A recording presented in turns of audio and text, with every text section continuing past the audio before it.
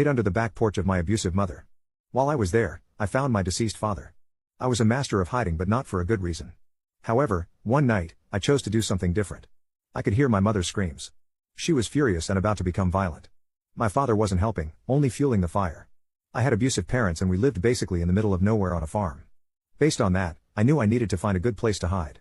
I had the idea a few days before when I realized that the lattice covering the lower half of the back porch had a hole. Not big enough for an adult probably, but a slim 6-year-old could fit without a problem. So wrapping myself in my blanket and taking my stuffed hippopotamus, I sneaked out the window and ran to the yard.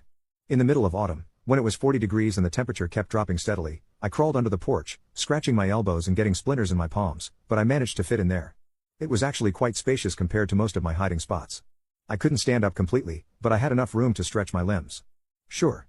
I was also getting dirty. It had rained a few days before, so the mud was still a bit wet. I wrapped myself in my blanket as best as I could and curled up for the night, but soon, even with my blanket and hippo, my teeth were chattering so hard I could barely breathe. However, I didn't want to go back inside knowing that if my mother caught me, I was about to get the beating of my life. "Sweetheart, are you cold?" That voice wasn't my father's, hoarse from smoking and screaming. It was sweet like honey. I turned to see the vague silhouette of a man lying prone beside me. He wore a beautiful butterfly necklace and was as dirty as I was. I nodded without wondering how he had gotten down there without me noticing. The man moved closer and wrapped his arms around me, and suddenly I felt warm like I was sitting next to a campfire. I snuggled into his arms, not caring about the mud. After all, we were both dirty. "You've grown so much," the man said, examining my face. "How old are you now, Alex?" 6? How do I know this man again? I didn't think I knew him at 6, I thought. The man gasped.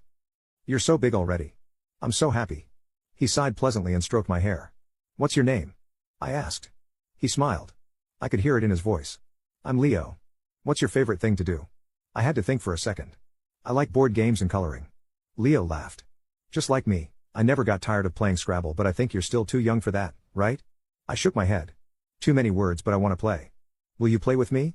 Leo inhaled sharply. "I don't think I can. Your mother put me down here and I can't get out." "But," he thought for a second. "Alex, could you do me a favor?" "Sure," I thought. This man was very nice. Why wouldn't I do him a favor? "When you wake up in the morning, go to the police station, ask for an officer named Lorraine Joyce. Tell her where to find Leo, okay? Under your back porch.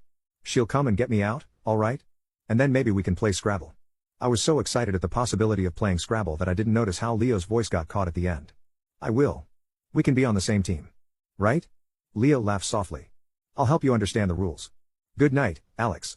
When I woke up the next morning, I heard Leo's voice. "Go now. Your mother went to work. I'll tell you how to get to the police station." Rubbing my eyes, I crawled out from under the porch and went inside to put on my shoes and a coat. I was shivering from the cold, but thought Leo was right behind me. After putting on my shoes and coat, I started walking. It took me long enough to reach the neighbor's house. I don't really remember how long it took to get to the police station, although I don't know why no one stopped to see what the hell a 6-year-old in dirty pajamas was doing walking down the road. Leo really guided me along. "Wait. Okay. Cross the street now. Turn right here." I almost passed out from exhaustion when I entered the police station. The guys outside chatting and having fun didn't see me until I was almost at the reception desk. "Wow kid, are you alright?" One of the policewomen knelt to my level with wide eyes. I nodded. "I'm fine, can I talk to Joyce?" I asked. One of the other officers picked me up. "Sure, kid. Sure. Let's just get you somewhere warm. Good God, your lips are blue." They gave me hot chocolate, wrapped me in a blanket when an older woman with a gray mustache sat beside me. "Hi, kid. I'm Sheriff Joyce. What's your name?" she asked. "Alex." I put my cup aside and looked her straight in the eyes. "I was told to tell you that Leo is under the back porch. He needs to be freed so we can play Scrabble." I had never seen a grown woman turn pale before. Now you can check if there is a part 2 by pressing share and more.